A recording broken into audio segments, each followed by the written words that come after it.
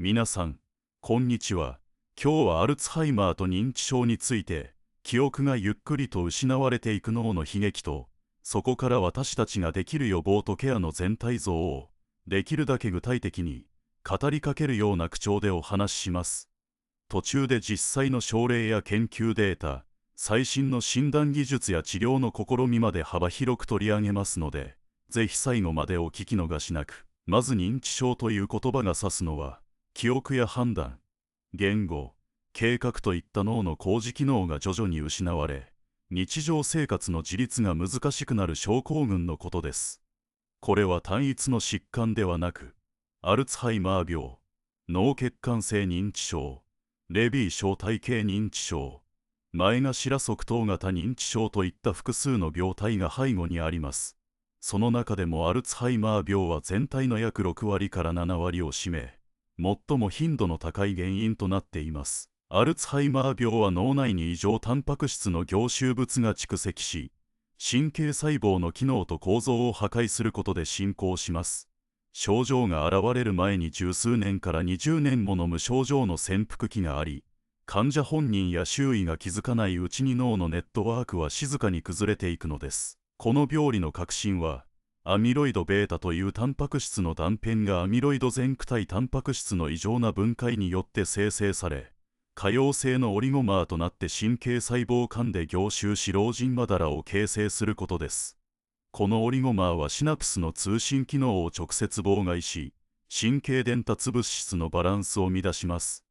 同時にタウという微小管を安定化させるタンパク質が過剰にリン酸化され、神経細胞内に絡み合った線維、すなわち神経原線維変化を作り出します。タウの異常は細胞内の物質輸送を麻痺させ、最終的には神経細胞の死へと導くのです。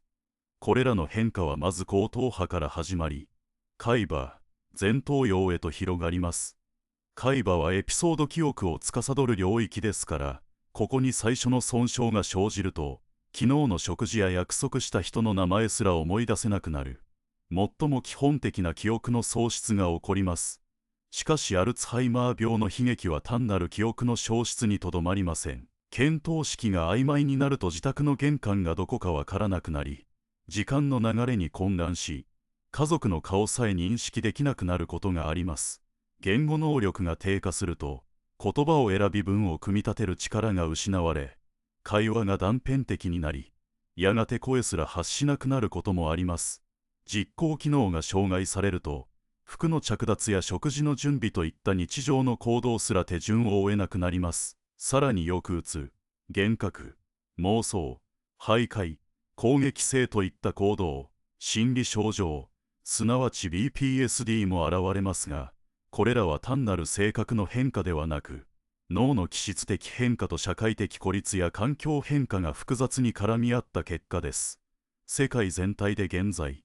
約5500万人が認知症を抱えており、その数は2050年までに1億3900万人に達すると予測されています。日本でも、65歳以上の5人に1人が2025年までに認知症を発症すると推計され、超高齢化社会の中で経済的、社会的基盤に深く浸透しています。年間の医療、介護費用は14兆円を超え、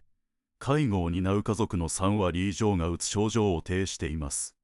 介護離職は年間10万人規模に上り、労働力の損失は経済全体の生産性を下押ししています。こうした数字は、認知症が個人の記憶喪失という内面的な悲劇であると同時に、家族の日常を根底から揺るがし、医療システムと社会支援に過重な負担を強いる構造的課題であることを示しています。治療の選択肢は限られ、現時点では進行を遅らせる薬物が一部存在するものの、根本的な回復はまだ実現していません。そのため、病の早期発見と生活習慣による予防が、医療の最前線と社会政策の両方で最も重要な柱となっています。診断はかつて臨床症状だけに頼っていましたが、今は脳内アミロイドの蓄積を可視化する PET 画像や、脳脊髄液中のアミロイド β やリン酸化タウの濃度測定、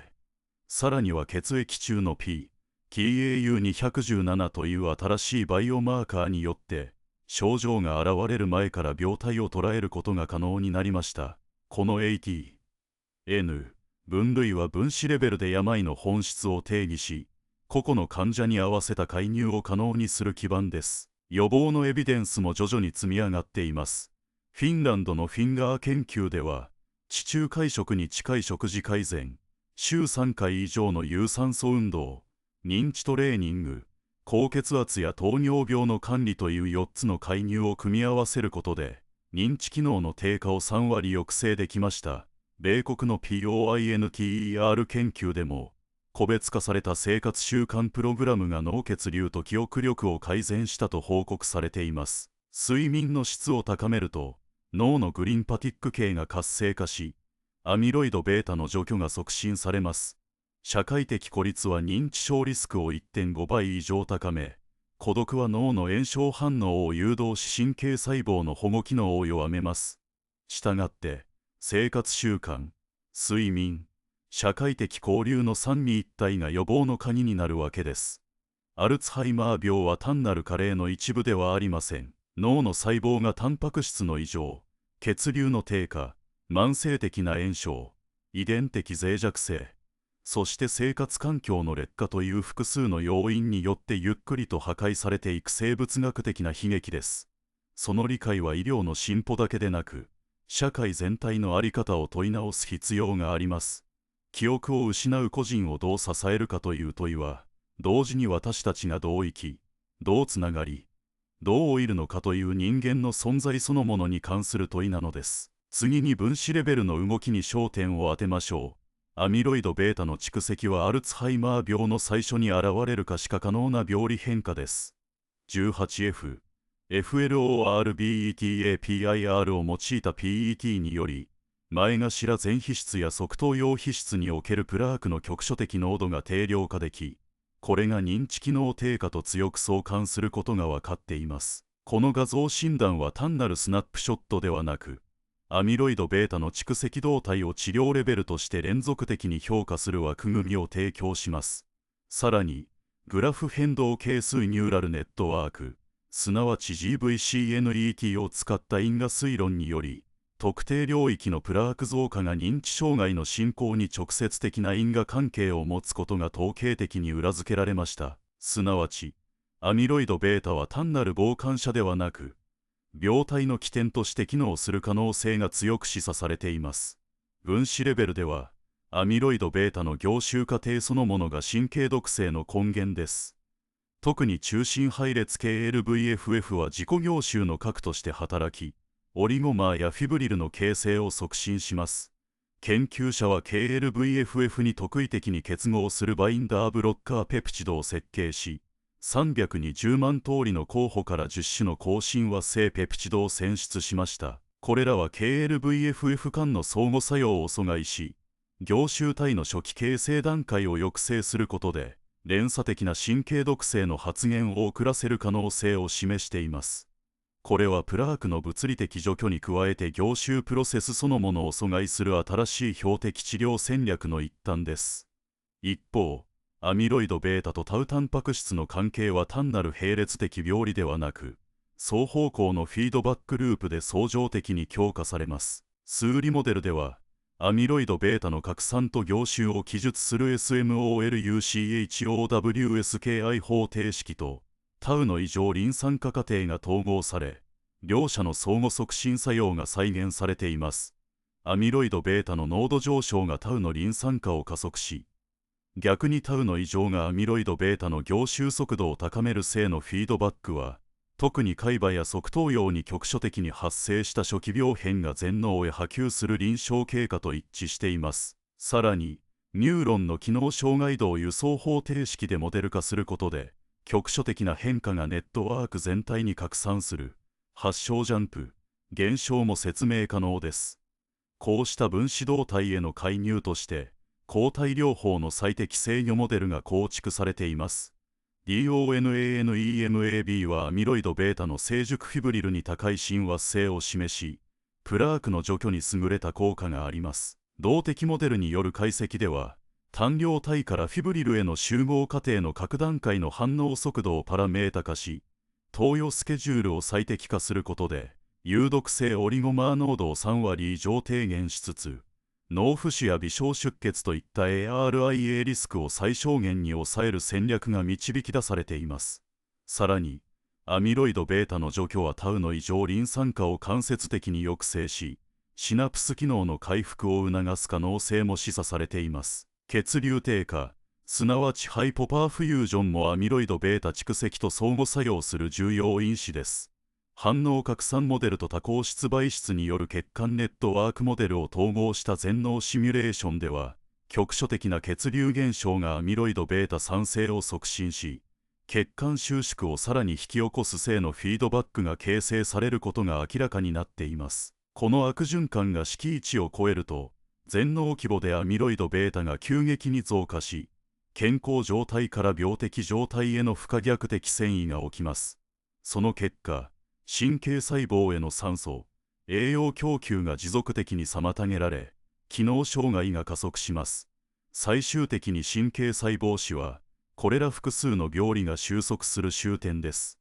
アミロイド β オリゴマーは NMDA 受容体に結合しカルシウム過剰流入を引き起こしシナプス可塑性を損ないます。一方、タウの過剰リン酸化は微小管を崩壊させ、軸索内輸送を阻害します。二重の障害はミトコンドリア機能不全と活性酸素種の蓄積を誘発し、エネルギー代謝が崩壊します。結果としてアポトーシスあるいはネクロシスという形で神経細胞が不可逆的に失われます。これらは孤立して起こるのではなく、分子、細胞、ネットワークレベルで相互に連鎖し、アルツハイマー病の進行は多層的な病態階層の崩壊として理解すべきです。アルツハイマー病の歴史を振り返ると、1906年にドイツの精神科医アロイス・アルツハイマーがフランクフルトの精神病院で51歳の女性アウグステ・デターの症例を報告したことが始まりです。死後の脳解剖で老人村と神経原線維変化を発見し、後にこの病態はアルツハイマー病として定義されました。当時は老化現象の一種とみなされ研究対象とはされませんでしたが、1970年代に NIH が中心となり認知症の疫学調査が始まり、加齢に伴う記憶障害が独立した疾患である可能性が浮上しました。1980年代の CT や MRI の発展で脳萎縮が可視化され、アミロイド仮説が提唱されましたが、2000年代初頭までに多数の臨床試験が失敗し、仮説の見直しが迫られました。2010年代に入ると DSM-5 が認知症を重度、軽度の神経認知障害に分類し、AA 診断基準が MCI からの進行性疾患としてアルツハイマー病を位置づけ、バイオマーカーや PET 検査を用いた客観的診断が標準化されました。治療は依然として課題が多いです。1990年代に登場したドネペジルやリバスチグミン、ガランタミンといったコリンエステラーゼ阻害薬は症状の進行を遅らせますが、根本的な回復はできません。2020年代に入ってアデユカヌマブの承認をめぐり、科学的コンセンサスと規制当局の判断が分かれました。臨床試験の結果が一貫せず安全性懸念も指摘され、アミロイド仮説への依存度が見直される転換点となりました。現在ではアルツハイマー病は単一因子ではなく多因子性疾患として再評価され、APOE、イプシロン4遺伝子型、生活習慣、環境要因が複合的に関与しています。米国の U.S.POINTER 研究やフィンランドのフィンガー研究では、運動、食事、認知訓練、血管リスク管理を組み合わせた多領域介入が認知機能低下を優位に緩和することが示され、予防戦略の重要性が再認識されています。ここで実際の臨床現場を映すケーススタディをご紹介します。78歳の女性 A さんは、初期段階で物忘れが目立ち、財布を置き忘れる、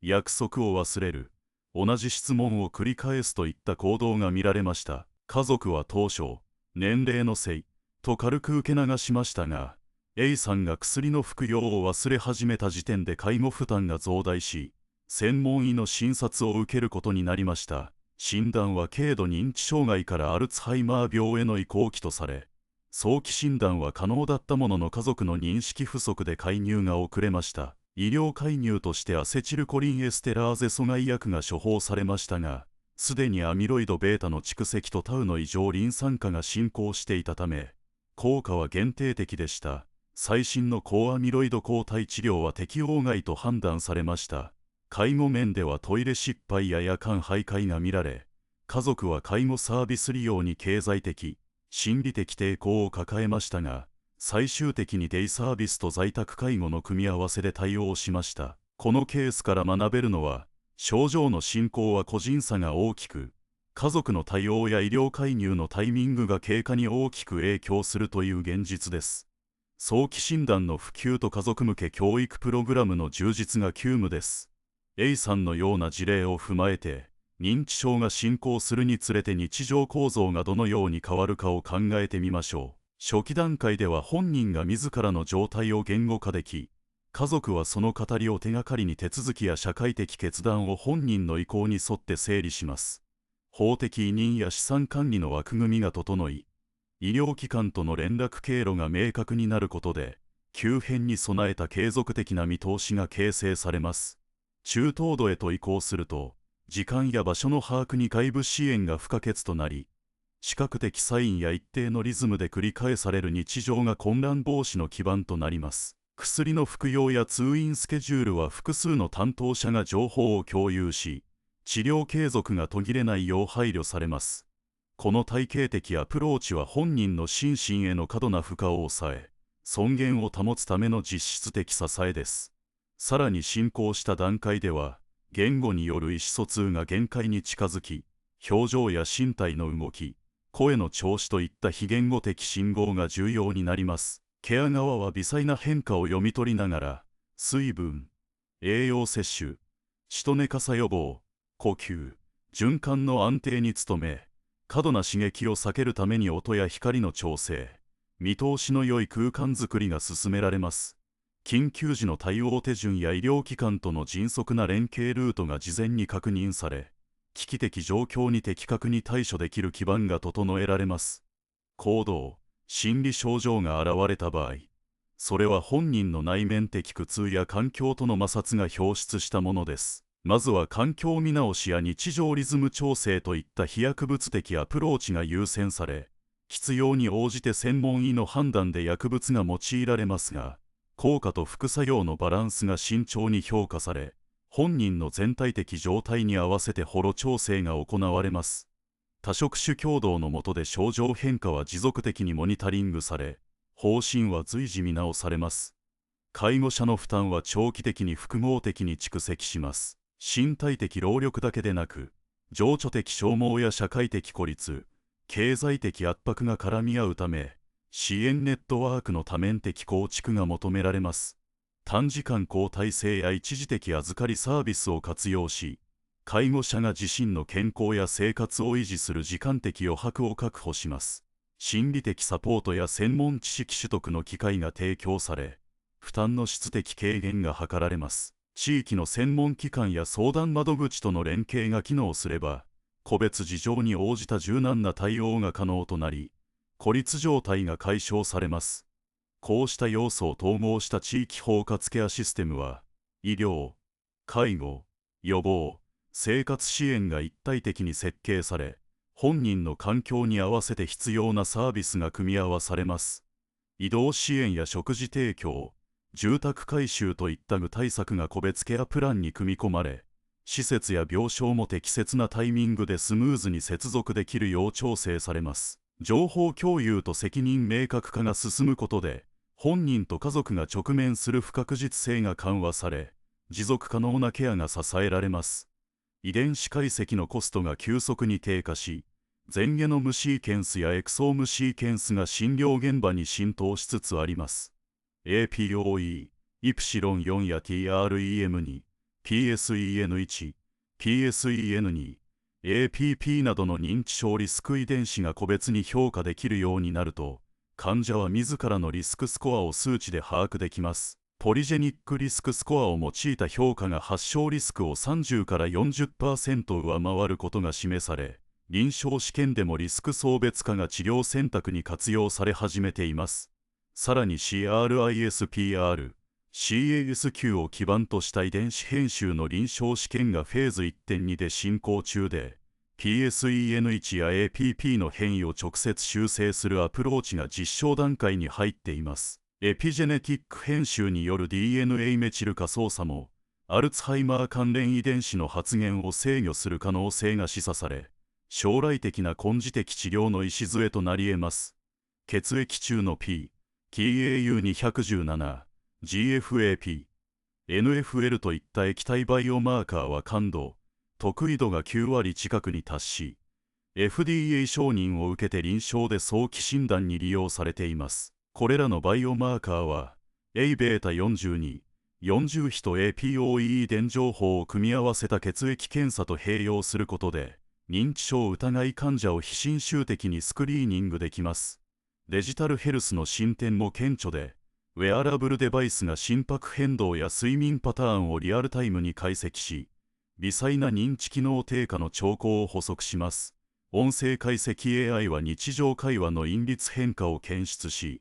軽度認知障害を約 85% の精度で判別できるようになっています。これらのデジタル指標は画像診断と統合したマルチモーダル解析と組み合わせることで、海馬体積減少やタウ蓄積リスクを高精度に層別化できます。予防医学の領域では、遺伝子リスクに応じた生活指導が具体化しています。APOE、イプシロン4ホイン社には高容量の DHA、EPA とビタミン B 群、葉酸の併用が認知機能維持に寄与することがフェーズ3試験で示され、TREM2 変異保有者にはアミロイド β ワクチンやミクログリア活性化調節薬が臨床評価段階にあります。腸内環境の最適化も重要視され、特定プロバイオティクスとプレバイオティクスの組み合わせが海馬の神経新生を促進し、単鎖脂肪酸酪酸が神経炎症を抑制するメカニズムがネイチャー、NEUROSCIENCE に報告されました。これらの介入は地中海式食事や MIND ダイエットと合わせて、週に150分の中強度運動と組み合わせることで、認知症リスクを30から 40% 削減する根拠としてメタアナリシスにまとめられています。AI と機械学習は、遺伝子情報、画像データ、生活指標を統合したリスク予測モデルを実装し、10年後の発症リスクを 92% の精度で推定できると報告されています。IBM、ワトソン、ヘルスの臨床支援システムは電子カルテと環境因子を組み合わせ、認知症進行を3段階に層別化することで治療開始時期の最適化に寄与します。スマートホームに設置されたモーションセンサーや会話型アシスタントは日常行動や言語パターンの変化をリアルタイムで解析し、早期警告を発する機能を持ち、介護現場の負担軽減と患者の自立支援を同時に実現しています。社会的イノベーションとしては、認知症ゼロ社会を目指す政策が各国で具体化しています。日本では認知症施策推進大綱に基づき、意思決定支援ガイドラインの策定と認知症サポーターの大規模育成が進められ、2025年まで2000万人規模の支援者ネットワーク構築が目標です。欧州のヒューマン、BRAIN、プロジェクトは神経科学と AI の融合による疾病メカニズム解明を加速し、将来的に個別化治療薬の開発ロードマップを提示しています。一方で、遺伝子情報の取り扱いや AI の意思決定透明性に関する倫理課題は依然として残り、GDPR や GINA に準拠したバイオマーカー検査のガイドライン策定、SHAP1 を用いたモデル説明性の向上が求められています。こうした技術的、医療的進展が相互に連携することで、認知症の発症を未然に防ぎ、症状が現れた場合でも個別化された治療とケアが提供できる社会像が形作られつつあります。パーソナライズド医療と予防医学が統合された未来は、単なる治療の延長線ではなく、脳の健康を生涯にわたって守る包括的システムとして、認知症ゼロ社会への道筋を照らし出しています。最後に、実際に私たちができることを整理しましょう。まず生活習慣の見直しです。週に150分以上の有酸素運動を習慣化し、地中海式や MIND 食を取り入れ、7から8時間の質の高い睡眠を確保し、孤独を避けて社会的交流を続けることがリスクを30から 40% 低減します。次に、軽度認知障害のサインが6ヶ月以上続いたら、専門医を受診し、MMSE や MOCA といった認知テスト、MRI や PET、血液バイオマーカーで評価してもらいましょう。診断が確定したら、薬物療法と合わせて認知トレーニングやリハビリテーションを専門家と組み合わせて行うと効果的です。介護が必要になったら、デイサービスやショートステイ、訪問介護といった外部サービスを活用し、介護者自身の健康管理や心理的サポートも忘れないでください。地域の認知症サポーターや相談窓口と連携し、情報共有と支援の輪を広げることが、本人と家族の負担を軽減します。アルツハイマー病と認知症は、単一の解決策で克服できるものではありません。分子レベルの病態解明、予防戦略の実践、個別化された治療とケア、そして社会全体での支援体制の構築が、患者の QOL 向上と社会的負担の軽減につながります。科学的知見を基盤にしつつ、人間的な配慮を忘れない包括的な取り組みこそが、これからの時代に求められる道です。皆さんが今日聞いた情報を、自分や家族、友人の生活に取り入れて、認知症と向き合う力を少しでも高めていただければ、私たちの社会全体がより優しいものになると信じています。ご視聴ありがとうございました。次に、アルツハイマー病の歴史的発見から最新の治療開発、そして社会全体での取り組みまでを時系列的に見ていきましょう。まず病名の由来と最初の病理記述です。1906年、ドイツの精神科医アロイス・アルツハイマーは、フランクフルト市立精神病院に入院していた51歳の女性患者アウグステ・D の脳組織を検挙し、皮質に多数見られる不規則な線維様沈着と神経細胞内部の異常な線維状変化を記載しました。これが後に老人村と神経原線維変化として知られる病変の最初の科学的記録となり、当時は老人性地方として一括りにされていました。次に病院仮説の変遷です。1970年代までアルツハイマー型認知症の原因は血管性や栄養失調など多様な説が競っていましたが、1976年にデイビスと共同研究者が脳内アセチルコリン濃度の著しい低下を示し、コリン作動性仮説が提唱されました。これに基づき、1987年に最初のコリンエステラーゼ阻害剤タクロリン、後にドネペジルへと発展した薬が臨床試験に入り、症状進行の遅延に一定の効果が示されました。1980年代後半にはタウタンパク質の異常リン酸化が神経原線維変化の主成分であることが明らかになり、1991年にゴールドスタインらがタウ遺伝子、MAPT の変異が前頭側頭型認知症を引き起こすことを報告しました。これにより、アミロイドカスケード仮説と並んでタウ病態も重要な病因として位置づけられ、2つの病理プロセスが相互に影響し合う複雑なネットワークとして研究が深まりました。遺伝学の進展も見逃せません。1991年にゴールドスタインらが APP 遺伝子のスウェーデン変異を発見し、1995年には PRESENILIN1 および2遺伝子の変異が早期発症家族性アルツハイマー病の主要因であることが特定されました。これらの発見はガンマ・セクレターゼ複合体の役割を明らかにし、プロテアーゼ阻害剤開発の基盤となりました。一方、1993年に APOE、イプシロン4アレルが万発性アルツハイマー病の強いリスク因子であることが示され、遺伝子検査とリスク評価の臨床応用が始まりました。2000年代に入ると、AMYLOID、PET 画像診断の実用化が進み、ピッツバーグ化合物 B、PIB を用いた可視化が生体内での AMYLOID 蓄積を定量的に評価できるようになりました。これにより、臨床試験における被験者選択が精緻化され、治療効果の評価が客観的になりました。さらに、2012年にはフロルベタピル AMIVID が FDA 承認を得て、臨床現場でも AMYLOID PET が保険適用され、早期診断のハードルが低下しました。治療開発の転換点は、2021年にアデユカヌマブ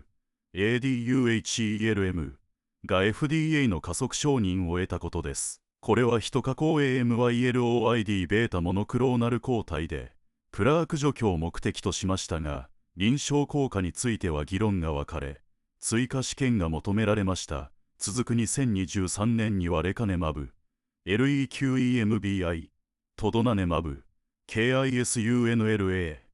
が同様のメカニズムで承認され、特に早期症例において認知機能低下の遅延に統計的に優位な効果が示されました。これらの抗体療法は AMYLOID 除去だけでなく、微小出血や浮腫といった ARIA という副作用管理が臨床運営上の重要課題となっています。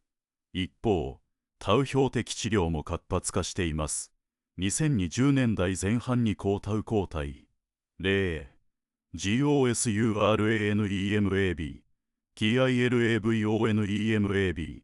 の第に沿う試験が実施され、タウ凝集の抑制や電波阻止を目的としています。まだ明確な臨床効果は示されていませんが、タウ電波阻害剤やタウアグレゲーション阻害剤、例 METHYLTHIONINIUM ブルーの開発が進行中で、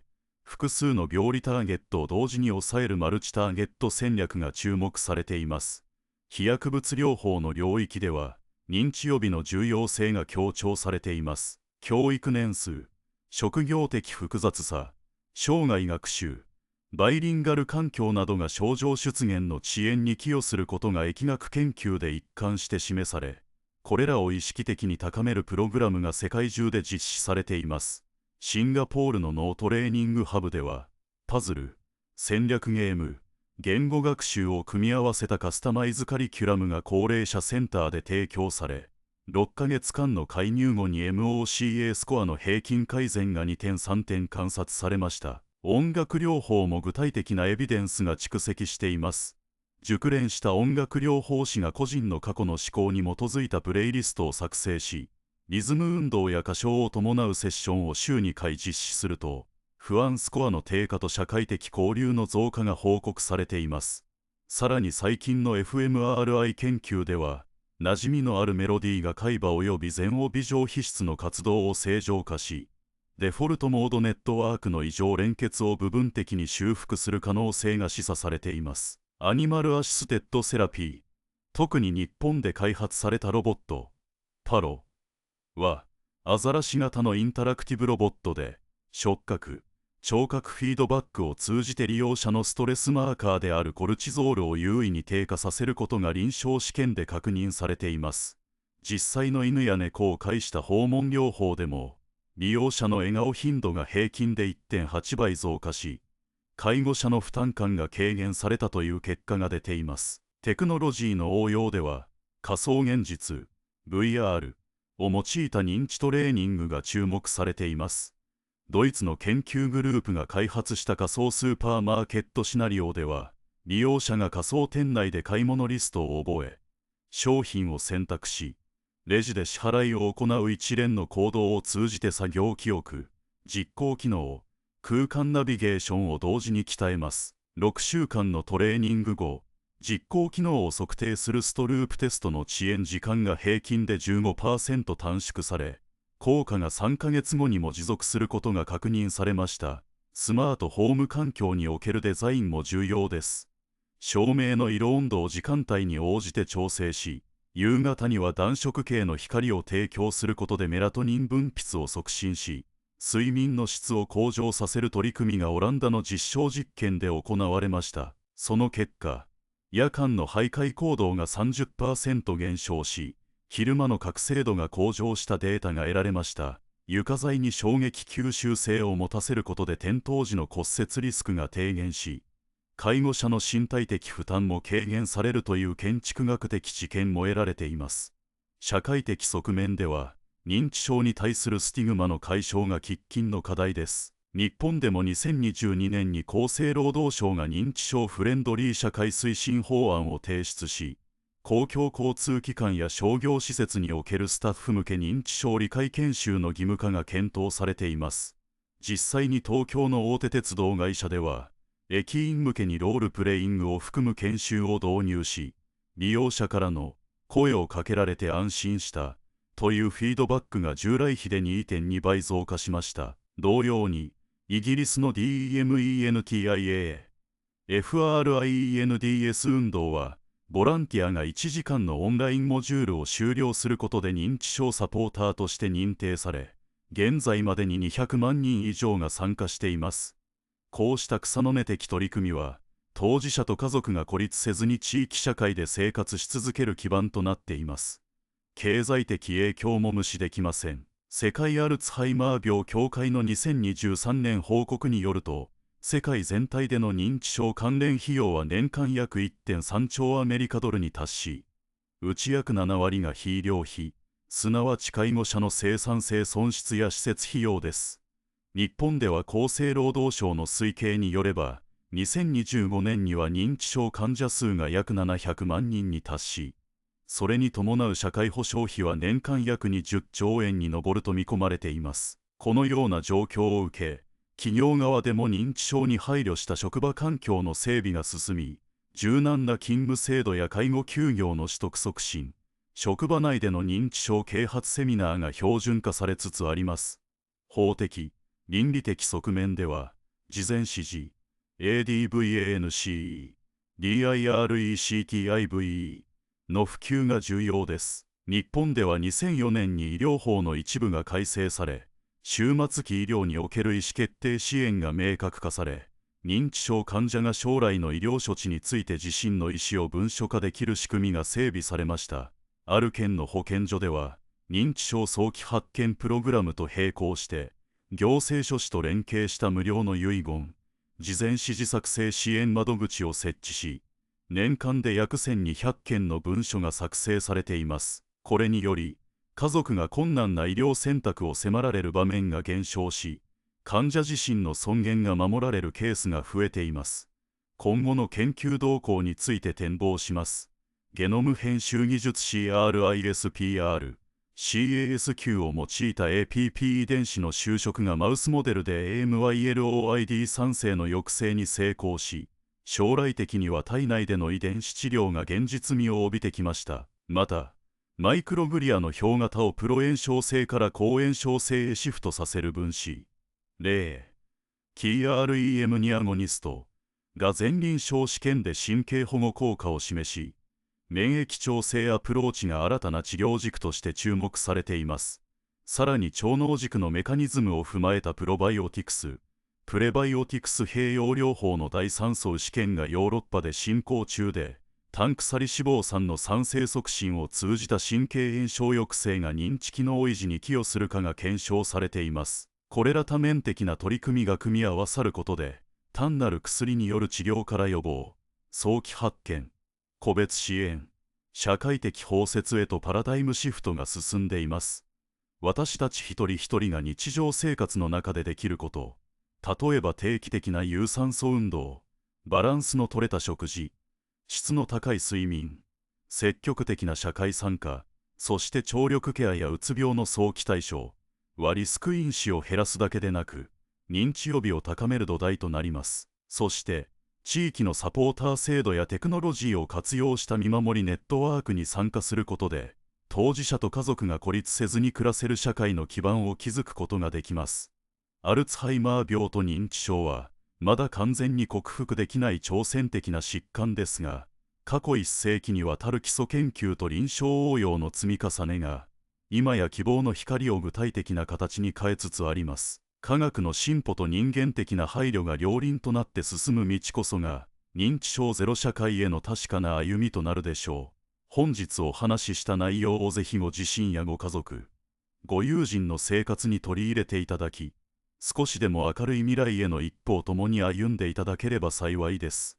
ご清聴ありがとうございました。しかし、これらの科学的、社会的な進歩が、実際の臨床現場や家庭の日常にどのように温かみのある実践として定着するかは、さらに深掘りすべき課題です。特に重要なのが、認知症患者と介護者が直面する主観的体験の質の向上です。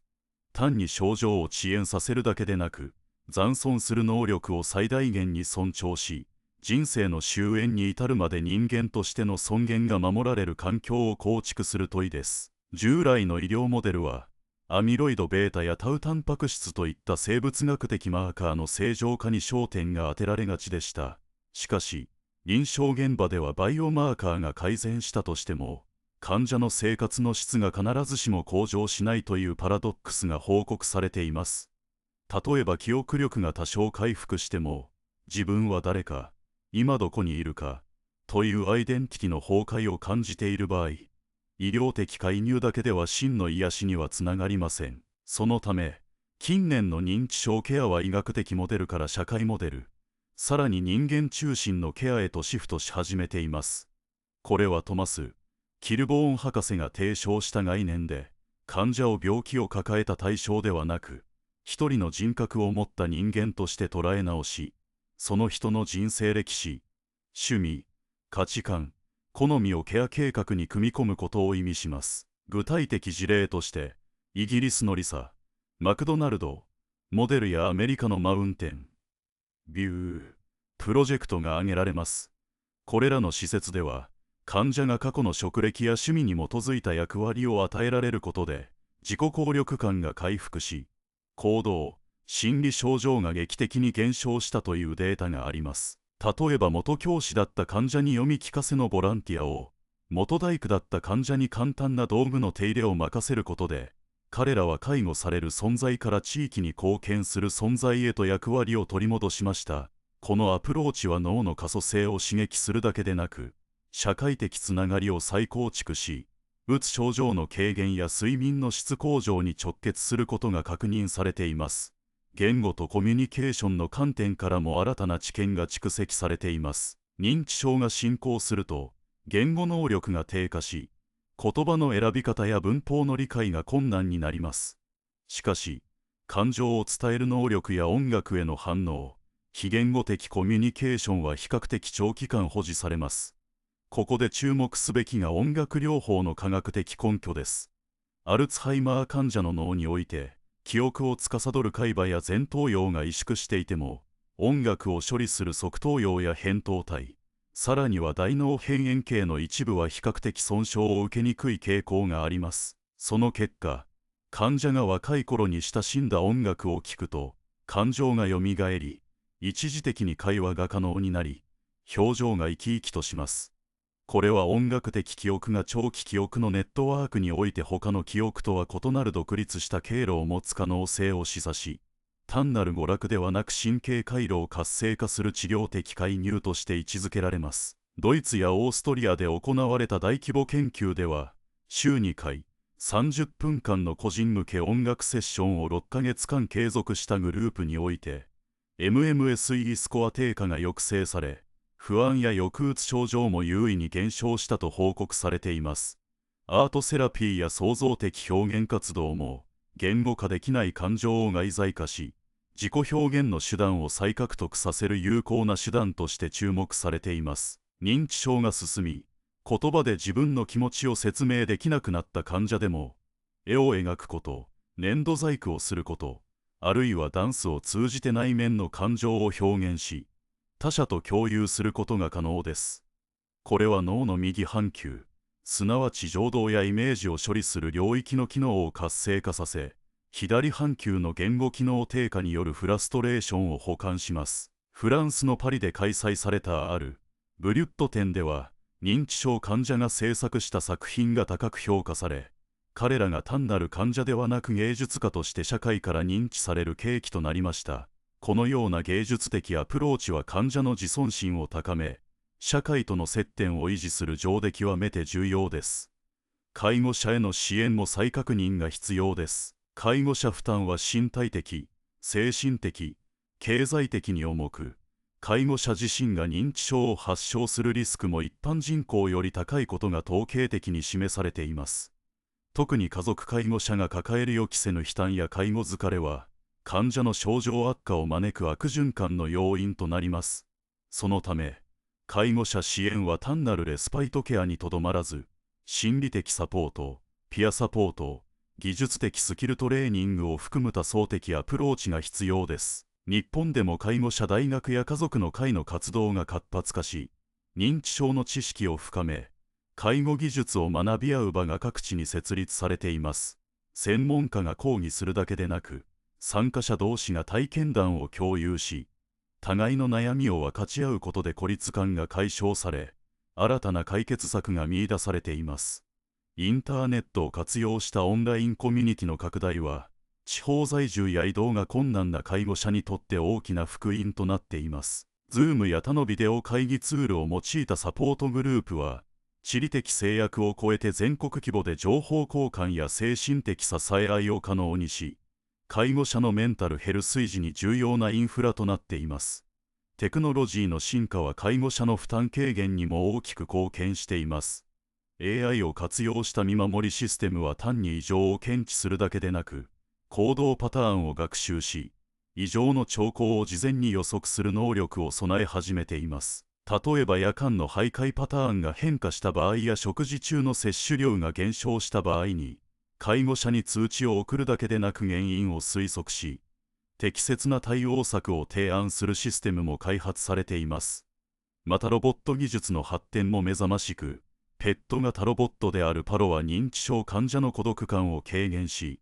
コミュニケーションのきっかけを提供します。対話型 AI を搭載したロボットは患者の過去の思い出を語りかけたり、天気やニュースを伝えたりすることで、認知機能の維持を支援し、介護者の対話負担を軽減することが期待されています。しかしテクノロジー導入には倫理的配慮が不可欠です。プライバシー保護、データのセキュリティ、そして人間らしいぬくもりが失われない設計が求められます。テクノロジーはあくまでツールであり、最終的なケアの中心には常に人間の温かさと共感が存在しなければなりません。認知症患者にとって機械的な対応ではなく、人の温かい触れ合いや眼差しが安心感や信頼感を生み出す源泉です。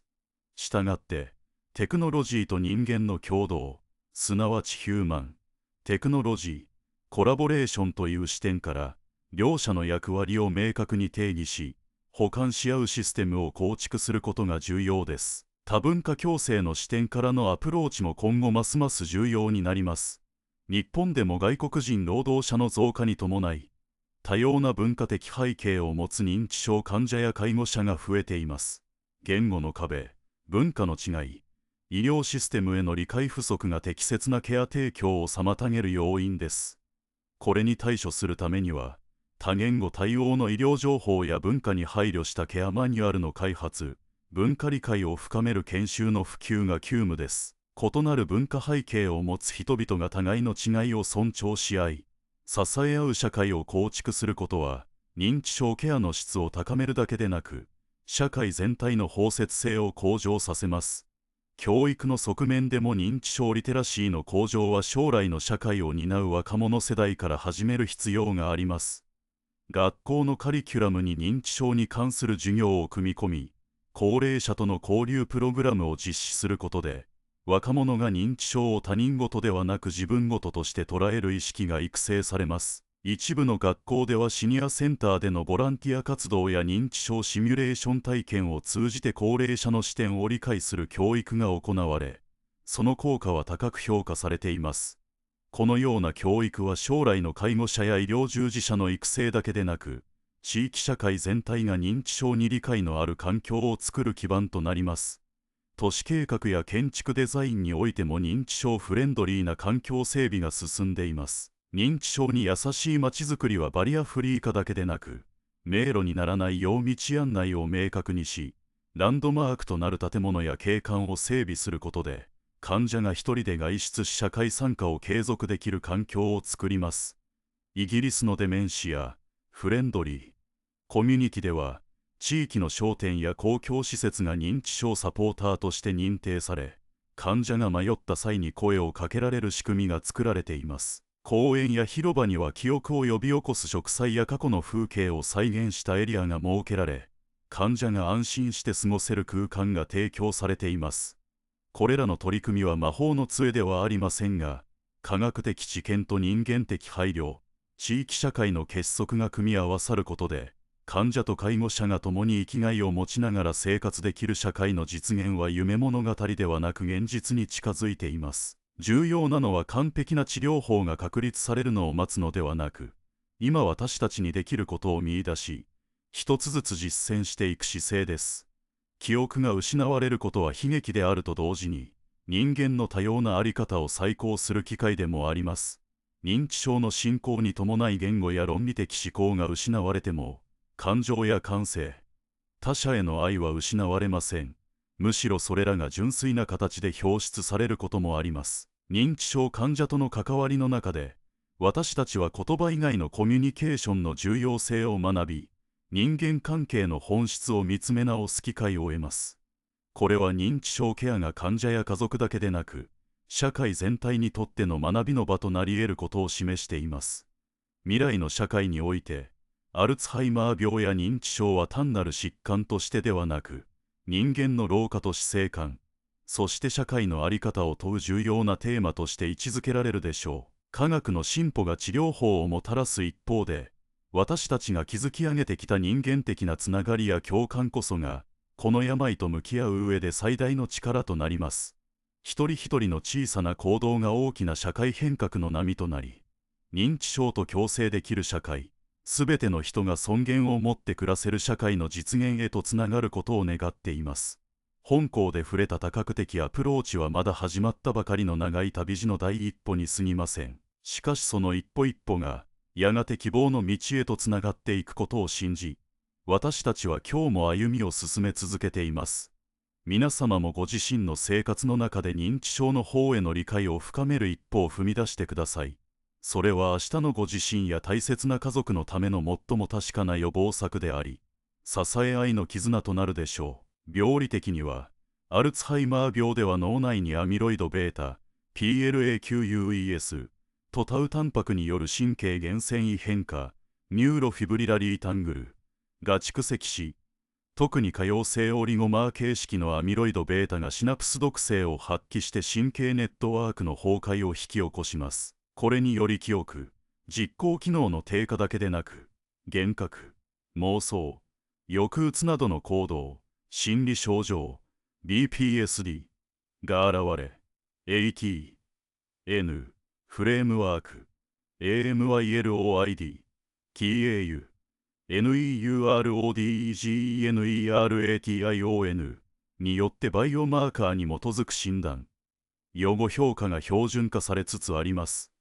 また、睡眠中のグリンパティック系による老廃物除去機能の低下も病性進行に関与していることが示されています。疫学的には、現在世界で約5550万人が何らかの認知症を抱えており、2050年には1億3900万人に増加すると予測されています。日本では65歳以上の5人に1人、約700万人が2025年までに認知症を発症すると見込まれ、年間の医療、